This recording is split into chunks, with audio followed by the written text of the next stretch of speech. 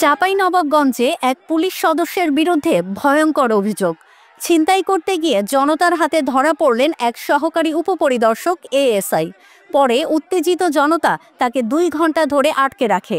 ঘটনা ঘটে সদর উপজেলার হোসেন ডাইং এলাকায় বুধবার দিবাগত রাতে। এএসআই ফিরোজ রানা চাঁপাইনবাবগঞ্জ সদর পুলিশ ফাঁড়ির সদস্য, কিন্তু অভিযোগ উঠেছে তিনি 2 সহযোগীকে নিয়ে এক ব্যক্তির মোটরসাইকেল ছিনতাইয়ের চেষ্টা করেন।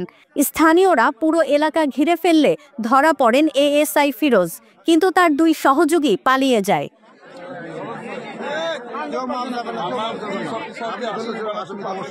স্থানীয় ইউপি সদস্য মনিরুল ইসলাম জানান, ধরা পড়ার পর ফিরোজ রানা নিজের পরিচয়পত্র দেখিয়ে নিজেকে পুলিশ সদস্য হিসেবে পরিচয় দেন।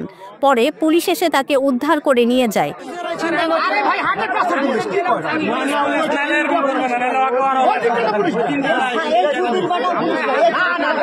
ছিনতাইয়ের ঘটনা ঘটছে শুনেই গ্রামের মানুষ জড়ো হয়ে যান। যেহেতু আগেও এই এলাকায় এমন ঘটনা ঘটেছে, তাই সবাই ক্ষুব্ধ ছিল।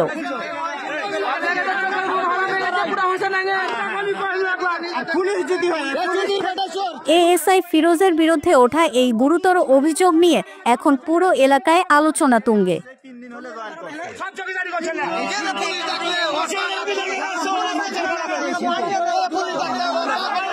এদিকে চাঁপাইনবাবগঞ্জের অতিরিক্ত police super ANM Wasim Firoz জানিয়েছেন, এএসআই ফিরোজ রানা ঘটনার সময় ডিউটি অফিসার ছিলেন, কিন্তু কোনো অনুমতি ছাড়াই তিনি 2 সোর্সকে নিয়ে মাদক উদ্ধারে গিয়েছিলেন বলে দাবি করেন।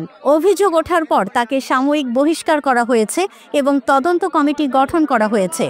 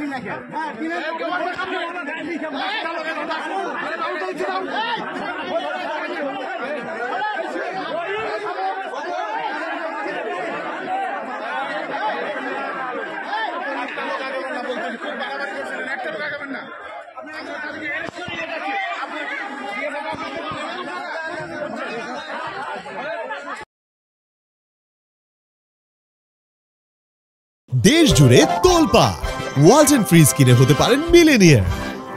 এছাড়াও রয়েছে লক্ষ লক্ষ টাকার ক্যাশ ভাউচার সহ কোটি টাকার নিশ্চিত উপহার।